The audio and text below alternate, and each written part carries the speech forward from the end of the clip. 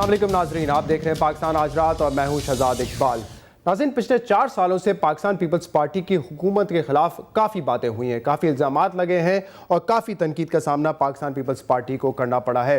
इल्ज़ामात में करप्शन भी है, गवर्नेंस के इशूज़ भी हैं, फिर इसमें हमने देखा एबटाबाद इशू हो गया, रिसेंटली हम देख रहे थे कि मेमोगेट का इशू जो है वो सुर्खियों में था। इसके बाद जो है बातें होती रही कि अदलिया से तसादुम चल रहा है, फौज से तसादुम चल रहा है, और इसी तरह के कुछ इल्ज़ामात जो है पंजाब में पाकिस्तान मुस्लिम लीग नून पर भी लगते रहे कि उनकी जो गवर्नेंस है पंजाब में वो अच्छी नहीं है। करप्शन के केसेस वहाँ पे भी हैं, जिसमें जो है सियासी रोटी या फिर आप कह लें कि जो सस्ती रोटी की स्कीम थी उसको भी तनकीद का निशाना बनाया जाता है। जाली अद्वियात की वजह से 100 से ज़्यादा अमवात हुई हैं पंजाब में। रिसेंटली जब डेंगू का इशू आया था तो वो भी कंट्रोल करने में पाकिस्तान मुस्लिम लीग नून की हुकूमत नाकाम हो गई थी। ये तमाम इल्ज़ामात पीपल्स पार्टी और पाकिस्तान मुस्लिम लीग नून पे पिछले 4 सालों में लगते रहे हैं, लेकिन इसके बावजूद इसके असरात हमने बाई इलेक्शंस में नहीं देखे।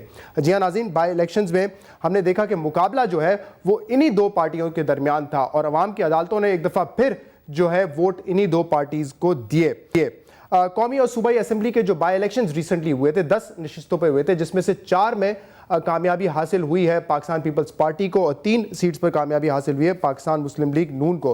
पाकिस्तान तहरीक इंसाफ जो अपने आप को तीसरी कुव्वत कहती है और जिनका ये दावा है कि आने वाले इलेक्शंस में वो स्वीप करेंगे और जो अवाम की सुनामी है वो पाकिस्तान तहरीक इंसाफ के साथ है, उन्होंने इस बाई इलेक्शन का बाइकआउट किया था उसी तरीके से जैसे उन्होंने 2008 में जनरल इलेक्शंस का बाइकआउट किया था।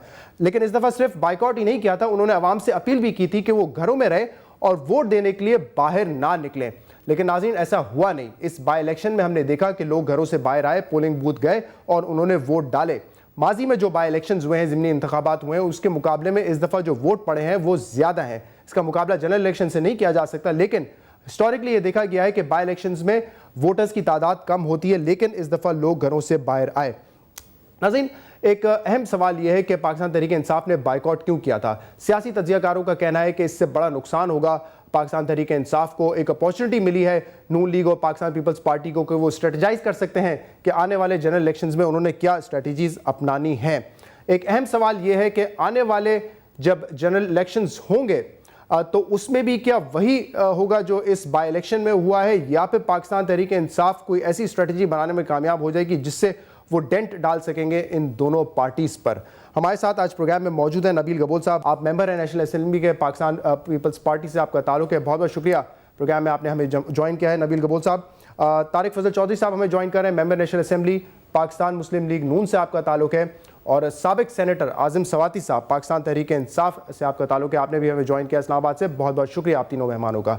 आज़म सवाती साहब, पहले तो मैं आपसे सवाल करना चाहूँगा, पाकिस्तान तहरीक इंसाफ क्लेम करती है कि अब वो मुल्क की तीसरी बड़ी कुव्वत बन चुकी है, बल्कि आप तो ये भी कहते हैं कि इलेक्शंस आप स्वीप करेंगे और अवाम की सुनामी आपके साथ है। इमरान खान समेत दूसरे लीडर्स ने ये अपील भी की थी लोगों से कि आप इलेक्शन के दिन जो है घर से बाहर ना निकलें, वोट डालने के लिए ना निकलें, लेकिन फिर भी हमने देखा कि लोग बाहर आए हैं। तो क्यों रद्द की अब ये अपील अवाम ने पाकिस्तान तहरीक इंसाफ की? सर देखें, बड़ी अच्छी बात होगी कि अगर इस पे हम तस्फिया कर लें कि लोग वाकई अपना माफिया ज़मीर बयान करने के लिए वोट की पर्ची उन्होंने इस्तेमाल की। मैं पीपल पार्टी को नून लीग को एक आईने के 2 रुख जो है देता हूँ, और दोनों ने कम से कम 5 मरतबा जो है इस मुल्क पे वफाक में या सूबों में हुकूमत की। अब चले इसी पे तस्फिया कर लेते हैं कि लोग उनकी तरफ आएँ। आज हमारे साथ ये समझौता कर लें कि 2-3 महीने के अंदर जो है हम जनरल इलेक्शन कराने के लिए जाएं, ताकि लोग जो इखलाकी कदर हम खो चुके हैं, आपने अपने प्रोग्राम के अंदर ये वहीदा शाह को जो है दिखाया। अगर हमारे इखलाक इस कदर गिर चुके हैं और यही इखलाकी कदरें हैं जिसको हम हुकूमत का नाम लेते हैं, तो इस पे आज तस्फिया कर लेते हैं मैं अपने दोनों पार्लियामेंटेरियन भाइयों से कि आए 2-3 महीने के अंदर इलेक्शन करा लें, ताकि दूध का दूध और पानी का पानी हो जाए। और उस वक़्त पता चल जाएगा कि जिस वक़्त इंशाअल्लाह ताला तहरीक इंसाफ जो है वो अपना मैंडेट, अपना मंशूर जो है वो आपके सामने बयान करेगी, लोगों के सामने बयान करेगी। लेकिन आज़म सवाती साहब, ये जो बड़े बड़े जलसे आप लोगों ने किए हैं पिछले 3-4-6 महीनों में, जो पॉलिसीज आप अपनी बताते रहते हैं, अभी आपने इतनी बड़ी एनर्जी कॉन्फ्रेंस भी की, उसका कोई इम्पैक्ट क्या आवाम पर नहीं हुआ है? जलसों में तो आप लोगों ने लाखों लोग इकट्ठा कर लिए और आपका यह भी दावा था कि अगर आप कोई अपील करेंगे तो फिर जो है लोग आपकी बात सुनेंगे, लेकिन लोगों ने बात नहीं सुनी। इसकी वजह क्या है? ऐसी बात नहीं है जी।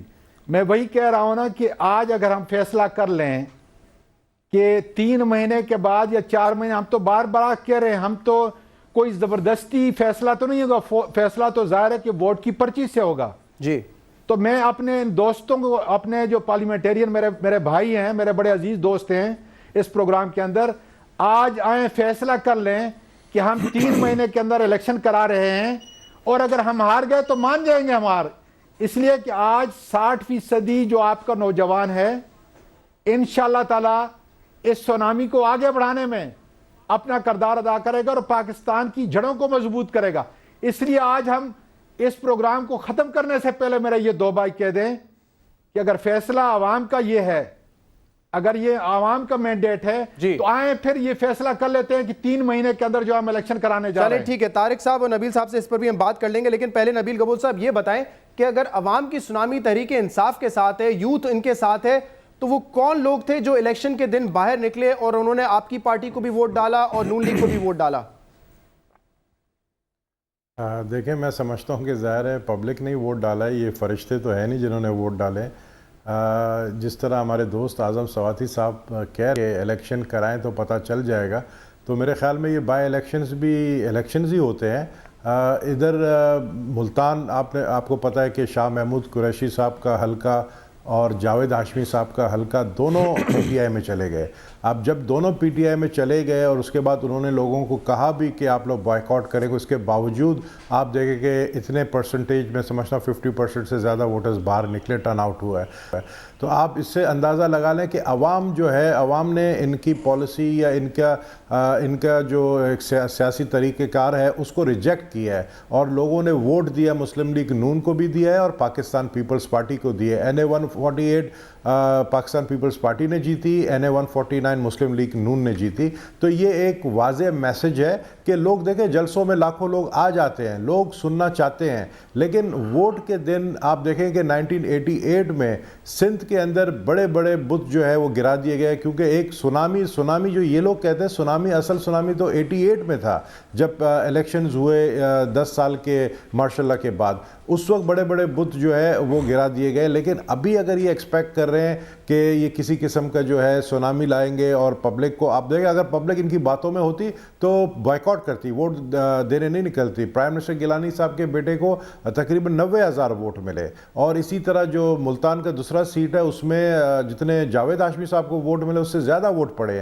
तो इसी तरीके से हमारी तीसरी जो सीट हमने जो दौलताना की जीती है उसमें भी आपने देखा कि टर्नआउट ज़्यादा रही। तो ये एक वाज़ेह मैसेज है और मैं समझता हूँ कि इसका बड़ा डेंट तहरीक इंसाफ को मिला इस सूरत में है कि वो एक इम्प्रेशन दे रहे थे तब्दीली का। तो मुझे तो कोई तब्दीली एज सच वोटर्स की सोच में नज़र नहीं आती। वोटर्स देखते हैं कि हल्के में किसने ज़्यादा काम करा है, तो इसी तरीके से वोट पड़े। अब ये कहते हैं कि आज़म सवाती साहब के इलेक्शंस कराएं 3 महीने बाद, तो इलेक्शन 3 महीने बाद नहीं तो 6 महीने बाद भी हो जाएंगे। उसमें भी पता चलेगा कि जलसे में कौन लोग आते हैं और असल जो बैलेट बॉक्स भरते हैं वोटर्स वो किस तरह बाहर निकलते हैं। ठीक है, तारिक फजल चौधरी साहब, आप मुतमईन हैं बाय इलेक्शन से? क्योंकि कुछ बातें जो है चौधरी निसार साहब ने की है कि धांधली हुई है, उसके बावजूद वो सीटें जीत गए, लेकिन ओवरऑल जो है पाकिस्तान मुस्लिम लीग नून की परफॉर्मेंस से आप मुतमईन है? क्योंकि पंजाब खास तौर पे कहा जा रहा था कि मुस्लिम लीग नून के हाथ से निकल गया है और पाकिस्तान तहरीक इंसाफ की जो बड़ी कामयाबी होगी वो पंजाब में होगी। बिस्मिल्लाहिर्रहमानिर्रहीम। शहजाद, देखें, सबसे पहले तो मैं ये अर्ज़ करूँगा कि हमारे बहुत काबिल एहतराम है आज़म सवाती साहब। इन्होंने जो तहरीक इंसाफ के बाइकाट के हवाले से बात की है, नबील गबूल साहब ने भी बात की है। बुनियादी वजह पाकिस्तान तहरीक इंसाफ की जो इस इलेक्शन में जो ज़िमनी इलेक्शन हुए हैं इसमें से जो इन्होंने बाइकाट की है, इसकी बुनियाद ये है कि ये अपने अंदर वो स्ट्रेंथ या ये अपने अंदर वो एतमाद महसूस नहीं कर रहे कि ये इन दोनों सियासी जमातों का फील्ड में आके मुकाबला करें। देखिए, इस वक्त अगर आप देखें तो जितनी भी इनकी काबिल एहतराम लीडरशिप है पाकिस्तान तहरीक इंसाफ की सिवाय इस बात के कि बाकी तमाम पार्टियों की लीडरशिप को, उनकी फर्स्ट ऑर्डर हो या सेकंड ऑर्डर हो, उनको सिवाय गालियां देने के, सिवाय उनके ऊपर इल्ज़ाम लगाने के, और कोई इनकी तरफ से कोई पॉजिटिव मैसेज जो है वो कौम को नहीं मिल रहा। मैं अगर इनकी जगह होता, पाकिस्तान तहरीक इंसाफ के हवाले से मैं बात कर रहा हूं, तो मैं भी यकीनन यही फैसला करता जो इन्होंने किया है कि इलेक्शन में नहीं जाना।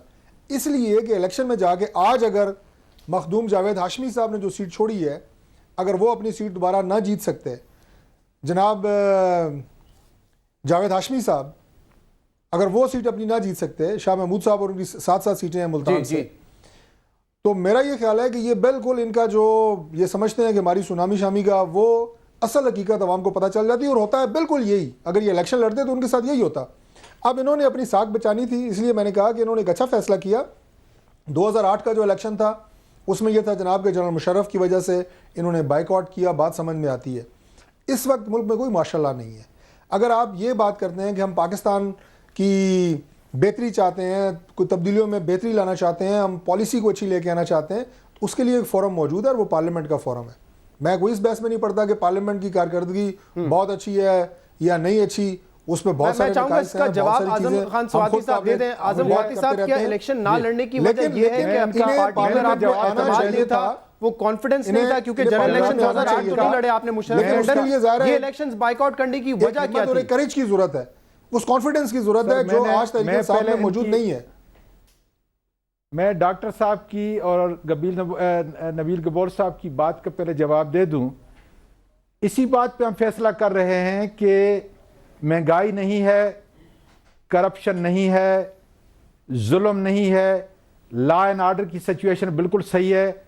आज डॉक्टर साहब के बड़े लीडर निसार चौधरी साहब ने इस प्रोग्राम से पहले प्रोग्राम में कहा कि आज हमारी पार्लियामेंट गैर मौसर हो चुकी है हुक्मरानों की वजह से, हुक्मरानों की करप्शन की वजह से। डॉक्टर साहब ये कह रहे हैं कि नहीं, हमें पार्लियामेंट में जाना चाहिए। इनका पार्लियामेंट में जाना एक ऐसा टोपी ड्रामा है कि इन्होंने आज 4.5 साल इस पार्लियामेंट में रहकर महंगाई का ये हिस्सा बने, करप्शन का ये हिस्सा बने, इस करप्ट हुकूमत को तवील देने के अंदर इनका किरदार जो है आवाम के सामने। हम ये कह रहे हैं कि आए अब जनरल इलेक्शन की तरफ जाएं, जहां हम दावे से कहते हैं कि हम इलेक्शन लड़ने के लिए तैयार हैं। नबील गबोल साहब कह रहे हैं 3 महीने नहीं तो 6 महीने में हो जाएंगे। अगर 6 महीने में होंगे तो तहरीक इंसाफ को ही ज्यादा फायदा होगा ना, जितना टाइम मिलेगा वो तो आपके हक में जाएगा। मैं वही कह रहा हूं ना जी, जब जनरल इलेक्शन होगा हम ना कोई बहाना कर सकते हैं और ना हम जमहूरियत से बाहर रह सकते हैं।